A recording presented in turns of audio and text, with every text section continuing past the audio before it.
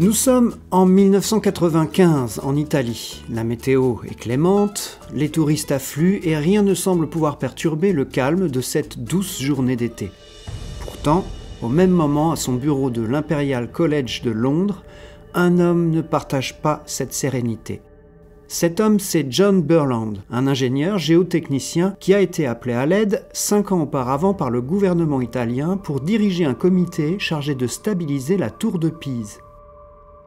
Pendant tout ce temps, donc, il a durement œuvré pour empêcher à ce monument historique d'embrasser le même destin que la tour Civita, une tour de 78 mètres de haut, construite au VIe siècle, et dont l'effondrement soudain le 17 mars 1989 à 8h55 du matin provoqua un funeste bilan de 4 morts et 15 blessés.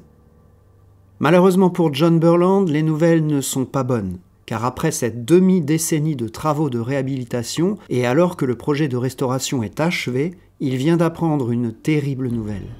La nuit dernière, l'inclinaison de la tour a brusquement augmenté de 2,5 mm. Autrement dit, l'affaissement s'est davantage accentué ces 24 dernières heures qu'en un an. L'issue paraît fatale. John Burland ouvre alors son journal et écrit ces mots. « J'ai peur que nous ayons perdu la tour. »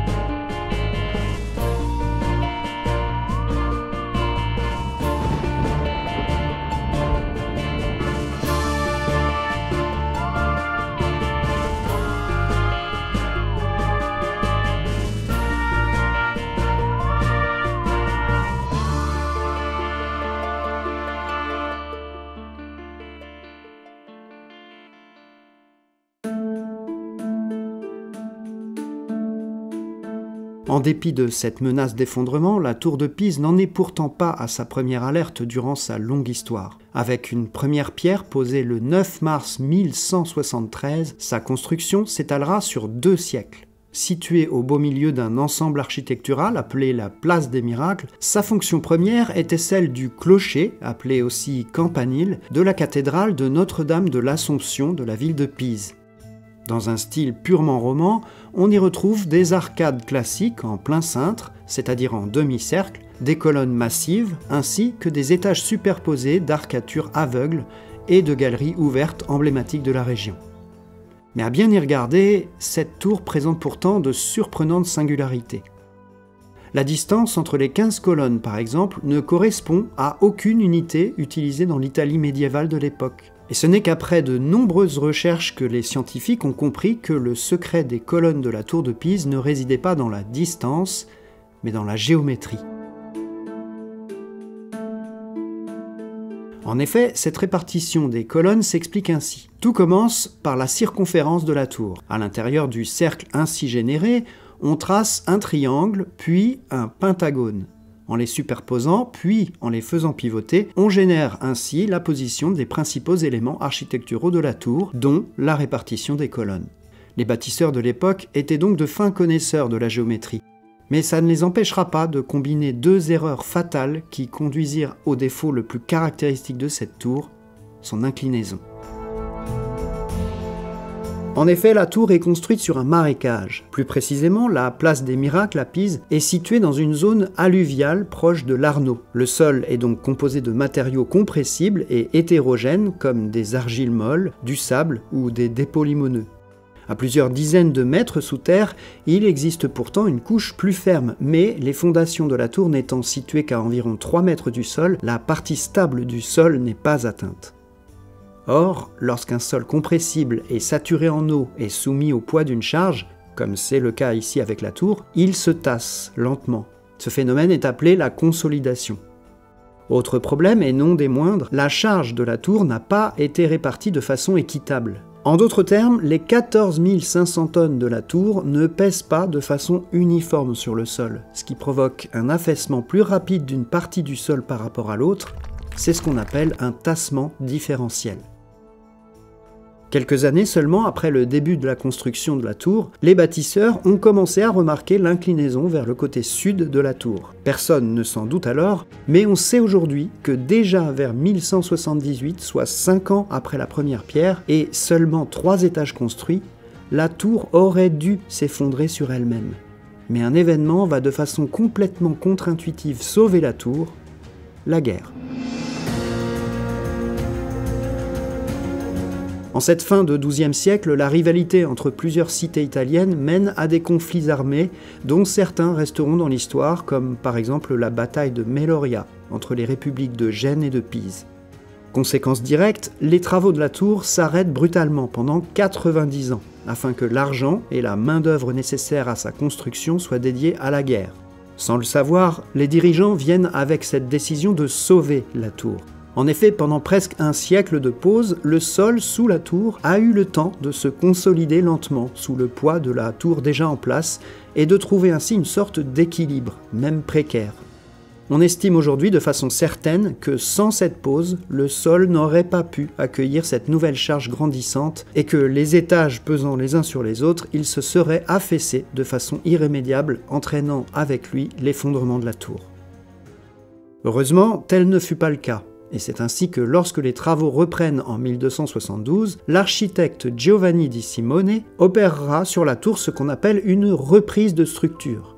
Son idée est d'essayer de corriger l'inclinaison en construisant les étages supérieurs légèrement plus hauts d'un côté que de l'autre, pour peser un peu plus du côté nord, afin de contrebalancer la tendance naturelle de la tour à pencher du côté sud. Malheureusement, et malgré ces précautions, la tour penche de plus en plus, au point que les maîtres d'œuvre de l'époque comprennent que poursuivre les étages supérieurs risquait d'en provoquer l'effondrement. À nouveau, la construction est stoppée net au niveau de la 7e charpente. Mais la résilience de l'être humain étant ce qu'elle est, les travaux reprennent et la tour est finalement achevée en 1370. On mesure alors le déport, c'est-à-dire le décalage provoqué par l'inclinaison, 1,4 mètres, soit 1,47 degrés d'inclinaison. Les connaissances sont alors trop faibles pour le dire de façon certaine, mais les architectes de l'époque se doutent que la viabilité de la tour n'est pas garantie à long terme. Et pour cause. Le temps passa et quelques siècles plus tard, au début du 19e siècle, de nouvelles mesures montrent un déport de cette fois 3,8 mètres, soit une augmentation de presque le triple, et une inclinaison de près de 4 degrés. La situation devient périlleuse, mais que faire ? Des fissures commencent à apparaître au niveau de la partie sud du premier étage, là où les contraintes imposées sur la tour sont maximales, notamment le point le plus fragile, la liaison entre les murs de la tour et la cage d'escalier, qui représente un énorme espace vide en plein cœur du monument. Assurément, si la tour venait à s'effondrer, alors tout partirait de ce lieu. La situation devient alors préoccupante et se dessine alors au milieu du 19e siècle une nécessité.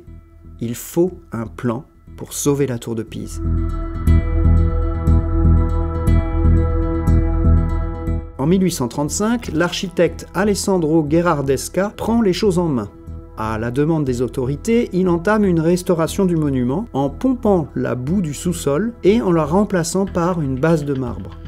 Le résultat ira malheureusement à l'encontre totale de l'objectif initial. L'inclinaison de la tour augmente et atteint les 5 mètres de déport en 1918.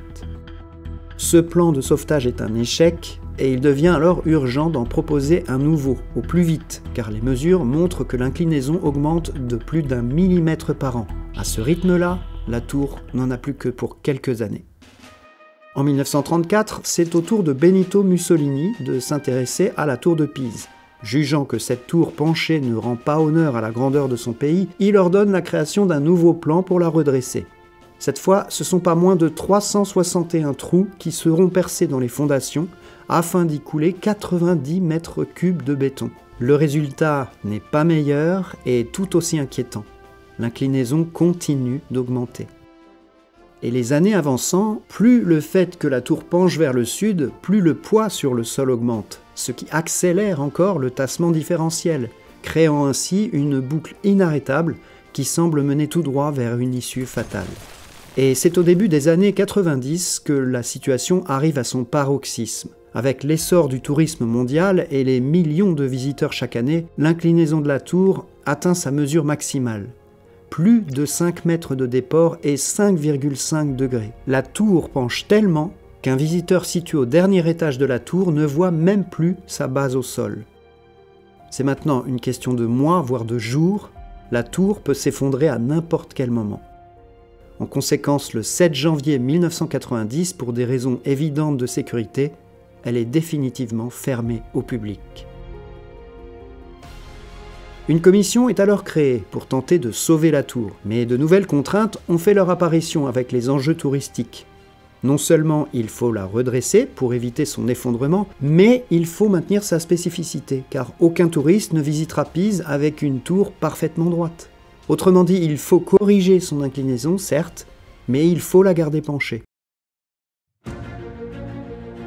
À la tête de la commission, l'ingénieur géotechnicien John Burland dirige les opérations, avec une priorité absolue, éviter l'effondrement. Il entend bien les considérations pécuniaires qui engendrent la nécessité de garder la tour penchée.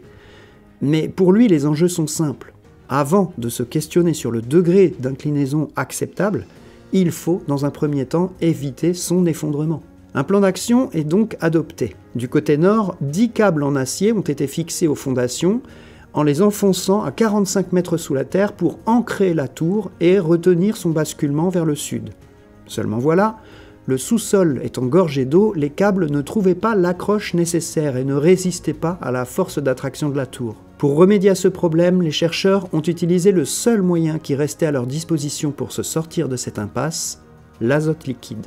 En cryogénisant les sous-sols grâce à l'injection massive d'azote liquide, tout l'espace situé sous la tour fut alors gelé et donc durci. Les câbles tirés du côté nord sont alors emprisonnés et retiendront durablement la tour de sa chute. La technique paraît bonne et les travaux de consolidation se passent bien. John Burland est serein, mais en ce beau matin de 1995, le couperet tombe. On vient de le prévenir en urgence que la nuit dernière, l'inclinaison de la tour a augmenté de 2,5 mm en une nuit. Cette fois, les dés sont jetés pour John Burland. Les travaux de réhabilitation ont visiblement échoué car non seulement la tour ne s'est pas redressée, mais l'inclinaison a plus augmenté cette nuit qu'en un an. C'est perdu. La tour est condamnée. Elle est même en train de tomber. Elle va s'effondrer d'un jour à l'autre, et c'est à cet instant que John Burland écrira ce fameux mot dans son journal « J'ai peur que nous ayons perdu la tour ». Seulement voilà, ce qu'ignorait John Burland, c'est qu'une ultime idée allait bientôt le traverser. L'heure est grave, il n'y a pas une minute à perdre. La commission se réunit en urgence pour analyser les données et proposer une issue. Dans un premier temps, une solution à très court terme est décidée. Installer d'énormes contrepoids de plusieurs tonnes du côté nord de la tour. L'empilement provoque alors une force inverse à celle induite par le tassement différentiel, à la manière d'une force de rappel sur un voilier. Conséquence directe, la tour est en quelque sorte retenue dans son effondrement imminent. Mais le temps presse. Cette solution en urgence n'est en rien une solution durable et permet juste aux équipes de s'offrir un peu de temps supplémentaire pour réfléchir à un sauvetage qui, de l'avis de beaucoup, n'est plus qu'un rêve inaccessible. C'est alors que, contre toute attente, John Burland a une idée. À la manière d'un judoka qui va se servir de la force de son adversaire pour la retourner contre lui, il va mettre un ultime plan de sauvetage en route en utilisant le plus gros point faible de la tour, les sous-sols marécageux. En effet, alors que la totalité des précédents plans d'action consistait à renforcer les sous-sols du côté sud afin d'empêcher à la tour de s'enfoncer progressivement dans le sol, il prend complètement le contre-pied avec une brillante idée.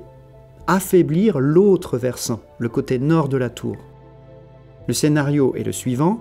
Tout d'abord, enrouler plusieurs câbles extrêmement solides et les fixer au sol du côté nord de la tour, comme pour la retenir. Puis, creuser un tunnel du même côté, et ce jusqu'aux fondations. Ensuite, commence une période de prélèvement de terre dans le sous-sol. L'extraction progressive de tonnes de matière dans les sous-sols provoquera donc un tassement différentiel opposé à celui d'origine, dont la résultante est le redressement de la tour.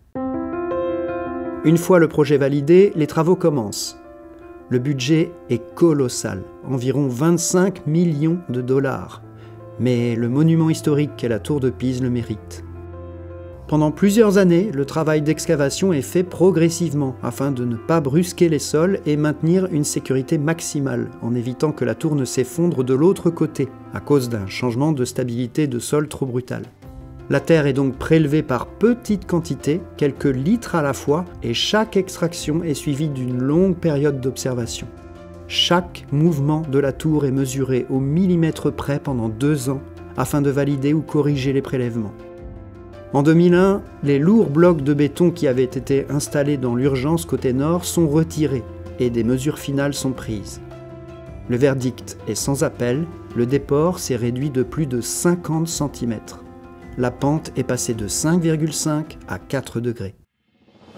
C'est un immense succès pour l'équipe de John Burland qui estime que même si cette solution ne sauve pas la tour définitivement, elle est néanmoins déclarée stabilisée pour au moins 200 ans.